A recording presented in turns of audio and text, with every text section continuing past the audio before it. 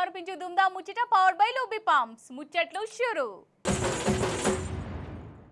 నిజంగా మన రైతులది గోస్ అంటే గోసనేనోళ్ళ ఏమంట ఈ షెయి పార్టీ సర్కార్ వచ్చిందో ఆదివారం రోడ్డు మీద పడ్డారు. ఇప్పుడు మన రైతులు యూరియా తీసుకోవాలంటే యాప్ల బుక్ చేసుకోవాలని చెప్పే కదా సర్కారు. ఈ కొత్తగా యాప్ ఎందుకు సమజ్ అయితలేదు. అసలు ఎంతమంది రైతులకు ఫోన్లలో బుక్ చేసుకోవద్దోళ్ళ అసలు ఈ యాప్ వద్దు గా యాప్ వద్దు ఏమద్దు అన్న పాపానికి అరెస్టులు కూడా చేస్తాను రాగో. అసలు ఈ 2.5-3 ఏండ్ల సంది రైతులు రోడ్ల మీదకి రానిదెప్పుడు? యూరియా కోసం రోడ్లెక్కే, రైతు బంధు కోసం రోడ్డెక్కిర్రు, రుణాల మాఫీ కోసం రోడ్డెక్కిర్రు, పండించిన పంట కొనమని రోడ్డెక్కిర్రు. ఇప్పుడు యూరియా ఆప్ అద్దని కూడా రోడ్డెక్కిర్రు, అరెస్టులు కూడా అవుతుర్రు. అసలు కేసీఆర్ సారు ముఖ్యమంత్రి ఉన్నప్పుడు ఎన్నడన్నా రైతులు గిట్ల రోడ్ల మీద పడ్డారా? ధర్నాలు చేసిర్రా? గోస పడ్డారా? కండ్ల పొంట నీళ్లు పెట్టుకున్నారా? అసలు యూరియా కోసం యాపు తేవాల్సిన అవసరం ఏమొచ్చింది? ఈ యూరియా యాపుతోనే అసలుకే మోసం అవుతున్నది. యూరియా బత్తాలు అత్తలేవు, మున్పటి లెక్కనే యూరియా అని రైతులు బతలాడుకున్నారు. కానీ సర్కార్ ఇన్లే కామారెడ్డి జిల్లాల రోడ్ల మీదకి వచ్చి ధర్నాలు చేసిర్రోళ్ళ వంట వార్పులతోని నిరసన చేసిర్రు. కానీ రైతులు గిట్లా వాళ్ళ బాధ చెప్పుకుంటుంటే పోలీసులకు కోపం వచ్చింది. వాళ్ళ మీద రుబాబ్ చేసిర్రు. వాళ్ళు నిరసన చేస్తుంటే అడ్డం పడ్డారు. తాడ్వాయిల కపిల్ రెడ్డి అనే రైతు పెయ్యి మీద పెట్రోల్ పోసుకున్నాడోళ్ళ ఈ ఆపును తీసేయాలనా అని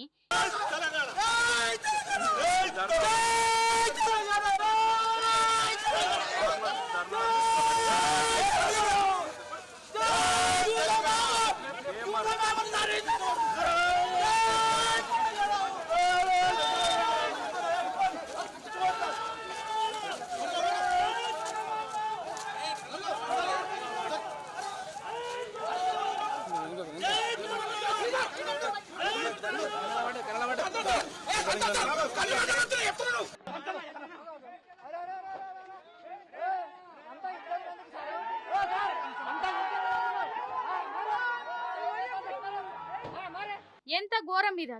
అసలు రేవంత్ సార్ కు ఎంత హిట్లర్ ఇష్టమైతే మాత్రం ఆయన లెక్క పాలన చేస్తా ఒకని మాట ఈయన జనం కోసం నాకు అవసరం లేదన్నట్టు ఉండొచ్చునా? లేకుంటేంది మరి? గింతమంది రైతులు గిన్ని తీర్ల యాపద్దని రోడ్ల మీదకి వచ్చినా నేను పట్టుకున్న కుందేరుకు 3 కాళ్ళు అన్నట్టు చేసుడేంది? రైతుల పానాలతోని ఆడుకునుడేంది? ఇంకో దిక్కు ఈ రైతులు చేసే ధర్నాకు బీఆర్ఎస్ లీడర్లు పోతుంటే వాళ్ళను ఎక్కడికక్కడ అరెస్టులు చేసిర్రోళ్ళ తొవ్వాలని బంద్ చేసిర్రు. ఏడ చూడు పోలీసులే. అసలు ఇది పోలీసు రాజ్యమా ప్రజాప్రభుత్వమా? మాజీ మంత్రి వేముల ప్రశాంత్ రెడ్డి సార్ను ధర్నాకు పోకుండా ఇంట్లోకెళ్ళి బయటికెళ్ళని ఈ పోలీసులు. ఇటు బిచ్కుందల మాజీ ఎమ్మెల్యే హనుమంత్ షిండే సార్ను, ఎమ్మెల్యే జాజాల సురేందర్ను అరెస్ట్ చేసిర్రు. అరెస్టులు చేస్తే ఇక అందరు సపోర్ట్ చేయకుంటారని అనుకుంటుర్రా ఏంది ఈ సర్కారోళ్ళు?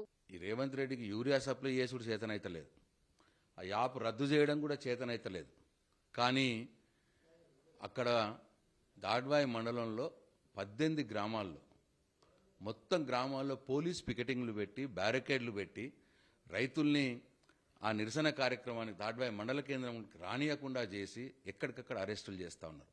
ఇంకా దారుణం ఏంటంటే ఆయా గ్రామాల్లో కాంగ్రెస్ పార్టీ కార్యకర్తలు పోలీసు వాళ్ళని తీసుకుపోయి రైతుల ఇళ్లలోకి తీసుకుపోయి మా బీఆర్ఎస్ పార్టీ కార్యకర్తల ఇళ్లలోకి తీసుకుపోయి చూపెట్టుకుంటూ మరీ అరెస్ట్ చేపిస్తూ ఉన్నారు.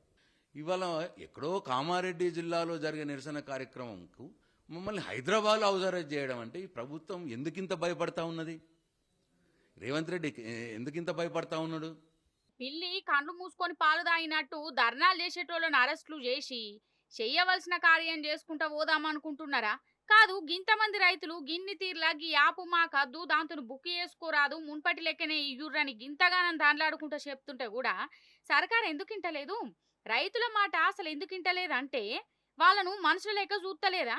అంటే వ్యవసాయం చేసుడే దండుగా ఇంకా మీకు యూరియా బత్తాలు కూడా కావాలన్నా అనుకుంటున్నారా ఈ సర్కారోళ్ళు? గిట్లనే కోపానికి వస్తుర్రోళ్ళ జనాలు. ఇట్లా మొత్తం 2 సంచులు ఒక సంచి ఆన్లైన్ చెప్తే వస్తాం లేదు, మొత్తానికి అసలేదు. తీసుకోవద్దు లెక్క కంటే ప్రభుత్వం నుంచి పోలీసులకు జీతం వస్తుంది, వాళ్ళు రేవంత్ రెడ్డికి సపోర్ట్ చేస్తారు. ఇప్పుడు రైతులకు కూడా సపోర్ట్ చేయాలి. రైతుల పరిస్థితి ఏంది?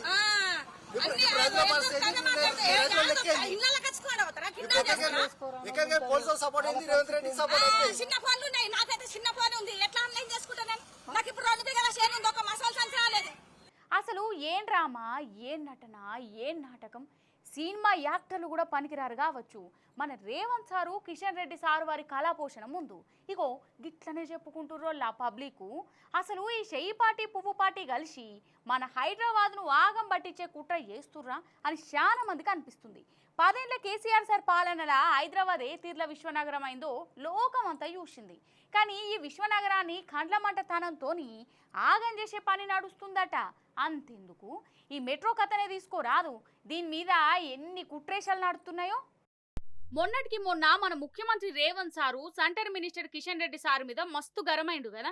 కిషన్ రెడ్డి అన్ని ఆపుతుండు, కుట్ర చేస్తుండు, అట్లా చేస్తుండు ఇట్లా చేస్తుండు అనుకుంటా ఇక కిషన్ రెడ్డి సారు కూడా రేవంత్ సార్ మీద బాగానే కోపానికొచ్చిండు. వీళ్ళ నడుమ పంచాయతీ వారం అయిందో కాలేదో గంతే. ఇక 2 వద్దుల సంధి చేతులు కలుపుకొని శాల్వలు మారుసుకుంటా ఇద్దరు ఢిల్లీ టూర్ వేస్తుర్రు, కేంద్ర మంత్రులను కరుస్తుర్రు. ఓష్ని గట్టెట్ల దోస్తాను కలిసింది అంటే గట్లనే ఉంటది మరి. నువ్వు తిట్టినట్టు చెయ్యి, నేను కొట్టినట్టు చేస్తా, నడిమిట్లా జనాలను కన్ఫ్యూజన్లో వాడేద్దాం అన్నట్టు లేదా ఈ కథ చూస్తుంటే. ఇక ఎందుకు పోయిర్రంటే ఇద్దరు ముసుముసు నవ్వులు నవ్వుకుంటా కేంద్ర రైళ్ల మంత్రిని కలిసిర్రు. ఇక మంగళవారం ఏమో ఇంకో కేంద్ర మంత్రి కట్టార్ సార్తోని మీటింగ్ పెట్టిర్రు, మెట్రో కోసమేనట. సరే పెడితే పెట్టని, మరి ఏమన్నా ఫాయిదా ఉండాలే కదా. అసలు మీటింగ్లో ఏం నడిచింది, కేంద్ర మంత్రులు ఏమన్నారు, రుణాలు ఇస్తామన్నారా ఇయ్యమన్నారా గదన్న కమస్కం చెప్పాలే కదా. చెప్పలే. కమస్కం విలేకరుల మీటింగ్ కూడా పెట్టలే. అంటే మీటింగ్ ఫెయిల్ అయినట్టే కదా. లేకుంటే ఎట్లుండు రేవంత్ సార్ కథ అంటే రేవంత్ సార్ వారి 2 వద్దుల ఢిల్లీ టూరు ఫోర్ట్ వల్ల కక్కరకొచ్చింది గాని ఛార్జీలు కూడా గిట్టుబాటు కాలేదా అన్నట్టు గట్లనే అంటురు. మరి నిన్న మొన్నటి దాకానేమో మెట్రో మేమే కడతాం, పైసలు మేమే తెస్తామని ఎన్ని మాటలనే, ఇప్పుడేమో ఒక్క మాట మాట్లాడతలేడు. అసలు చక్కగా పోతున్న మెట్రోను కల్లేం చేసింది రేవంత్ సార్ కాదా. రూట్లు గీట్లు మార్చి పడేసిండు. ఎల్ఎన్టీ కంపెనీని బ్లాక్మెయిల్ చేసి ఈ ప్రాజెక్ట్ నుంచి ఎల్లగొట్టి బలమీటికి గుంజుకున్నాడని కూడా అంటురు. అసలు ఇదంతా ఎందుకు చేసిండు, ఈ మెట్రో మీద రేవంత్ సార్ కన్ను ఎందుకు పడ్డది, ఉన్నదాన్ని చక్కగుడ్డనియక ఆగమాగం చేయవలసిన అవసరం ఏమొచ్చింది. ఆగో మన కేటీఆర్ సార్ చెప్తుండు ఈనాల మీరు. కేసీఆర్ ప్రభుత్వం బ్రహ్మాండంగా 72 కిలోమీటర్ల మెట్రో కట్టింది. ఆ తర్వాత మొత్తం టెండర్ ప్రక్రియ పూర్తి చేసింది మెట్రోకి. రాయదుర్గం మీ శేర్లింగంపల్లి కాన్స్టిట్యున్సీ నుంచి ఎయిర్పోర్ట్ దాకా పోతూ మధ్యలో రాజేంద్ర నగర్ కాన్స్టిట్యున్సీలో కూడా 3 స్టాపులు పెట్టి టెండర్ పూర్తి చేసి మొత్తం మెట్రో రెడీగా కొబ్బరికాయలు కొట్టి స్టార్ట్ చేసినాం. ఈయన రాగానే వచ్చి తీసుకున్న మొట్టమొదటి తుగ్లక్ నిర్ణయం మెట్రో రద్దు, ఎయిర్పోర్ట్ మెట్రో రద్దు. కానీ ఇవాళ డ్రామాలు ఆడుతున్నారు రేవంత్ రెడ్డి గారు కిషన్ రెడ్డి గారు ఇద్దరు కలిసి. ఈయనేదో అడిగినట్టు ఆయనేదో ఇచ్చినట్టు ఏదో ఇద్దరు కలిసి ఢిల్లీలో మళ్ళీ నాటకాలు ఆడుతూ ఉన్నారు. రేవంత్ రెడ్డి ఎజెండా ఎప్పుడు ఒకటే ఉంటది. ఆయన ఏ స్కీమ్ తెచ్చినా దాని వెనుక ఒక స్కామ్ ఉంటది. ఆయన ఏ స్కీమ్ తెచ్చినా దాని వెనుక ఒక స్కామ్ మాత్రం పక్కా ఉంటది. ఆయన కన్నంతా మెట్రో భూముల మీద పడ్డది. లంకె బిందెల కోసం తిరుగుతూ ఉన్నాడు. మెట్రో దగ్గర ఒక 280 ఎకరాల విలువైన భూములు ఉన్నాయి. దగ్గర 30,000 కోట్ల విలువ చేసే భూములు. ఆయన అన్నదమ్ములకో ఆయన బావమరిదికో ఆయన అల్లునికో కట్టబెట్టడానికే 280 ఎకరాల భూముల మీద కన్నేసిండు. కాబట్టే ఇవాళ ఆ మెట్రోని స్వాధీనం చేసుకొని 14,000 కోట్ల భారం ప్రజల మీద రుద్ది ఆ భూములను అమ్ముకొని తనకు కావలసిన వాళ్ళకు కట్టబెట్టే ప్రయత్నంలో రేవంత్ రెడ్డి ఉన్నాడు. ఆగనట అసలు ముచ్చట. మెట్రో భూములతోని దందాలు చేసే ఉపాయమట ఇదంతా. తెలిసినోళ్లకు చుట్టాలకు గిట్టాలకు అడ్డికి పావుషేరుకి భూములను గట్టబెడదామని చూసిండట. కాదు రేవంత్ సార్ ముఖ్యమంత్రి అయిన కాడికి వెళ్ళి ఒక్కటంటే ఒక్క బ్రిడ్జ్ అన్న కట్టిండా, ఒక్క ప్రాజెక్టు కన్నా పునాది లేచిండా, ఉన్న వాటిని కూల్చుడు తప్ప. అసలు రేవంత్ సారు నడిమిట్లా ఈ గిటిగేషన్లు పెట్టకుంటే ఇదివరకే ఎన్నడో 2వ దశ మెట్రో పనులు ఒడిసేపోవు. కానీ ఇప్పుడు ముంగటికే కదులుతుందన్న నమ్మకం కూడా ఎవ్వరికి అత్తలేదు. ఈశ్వరప్ప హోమియో క్లినిక్ సమర్పించి దుమ్దా ముచ్చట పవర్డ్ బై లూబీ పామ్స్. మన దుమ్దా ముచ్చటలో ఒక చిన్న బ్రేక్ తీసుకుందాం. ఇప్పుడు ఇడ్లీ సాంబార్ ముచ్చటే చెప్పుకుందాం. అయ్యో ఇడ్లీలో దోమలు వచ్చినాయా, సాంబార్లో జిల్ల పురుగు పడ్డదా అనుకునేరు. గట్లా అనుకోకూర్రి. అంటే తమిళనాడు రాజకీయం ముచ్చట్లు చెప్పుకుందాం అంటున్నా. తమిళనాడు అంటేనే ఇడ్లీ సాంబార్కు ఫేమస్ అట కాదు, అందుకే గట్ల అన్నా కానీ అన్నట్టు. ఇప్పుడు మనం అర్జెంటుగా అక్కడ అసెంబ్లీకి పోదాం. అక్కడి అసెంబ్లీ మీటింగులు చూస్తే సేమ్ టు సేమ్ సినిమా చూసినట్టే అనిపిస్తుందట. ఆగో చూడుర్రి. ఫస్ట్ తమిళనాడు అసెంబ్లీలో అక్కడ ముఖ్యమంత్రి விஜய்ని చూడుర్రి. அவங்க இருந்திருந்தா ஒரு ஆக்ஷன் பண்ணணும்னு எனக்கு தோணுச்சு. எல்லாரும் போயிட்டாங்க. இல்ல பர்மிஷன் பண்ணலாமா? இப்பவும் பண்ணலாம், ஒன்றும் தப்பு இல்லை.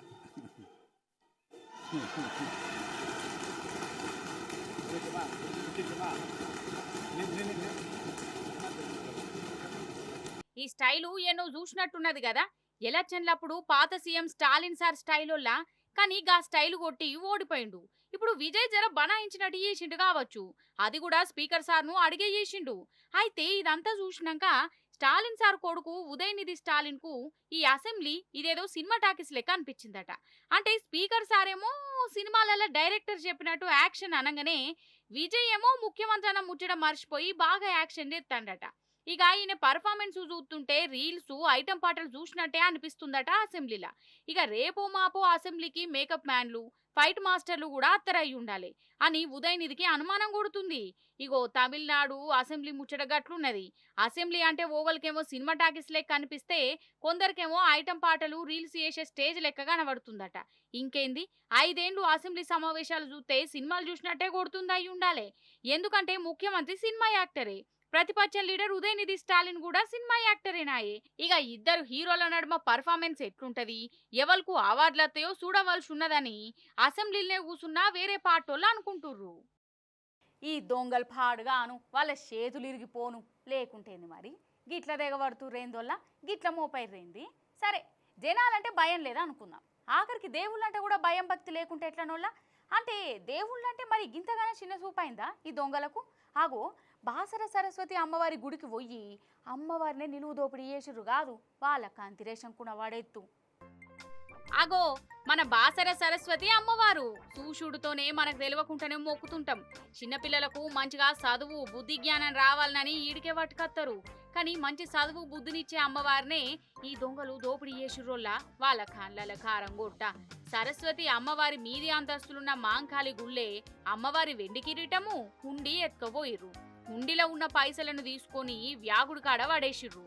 అయితే ఈ దేడు దిమాగ్ దొంగల తెలివి చూడు, సీసీ కెమెరాలకు బట్టగప్పి మరీ గిట్ల దోసుకపోయిర్రోల్లా. అగ చూడు ఇడ కనబడుతుర్రు. అసలే పొద్దుగాల హుండీ లెక్క పెట్టేది ఉండేనట, కరెస్టు లెక్క పెట్టేనాడే దొంగలకి పని చేసిర్రు.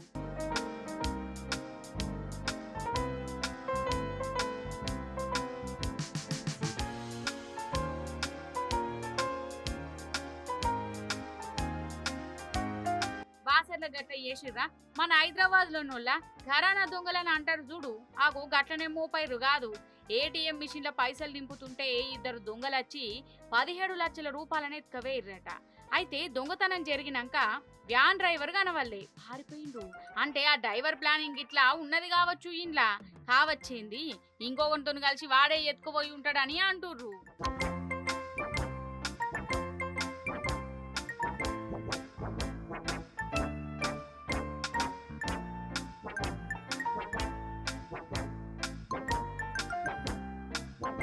ఈశ్వరప్ప హోమియో క్లినిక్ సమర్పించు దుమ్దాం ముచ్చట పవర్ బై లూబీ పమ్ సివియాలిటీ దుమ్దాం ముచ్చట్లు మళ్ళీ ఎపిసోడ్లో ఇంకిని ముచ్చట్లు పట్టుకుని అప్పటిదాకా చూస్తూనే ఉండే టీ న్యూస్.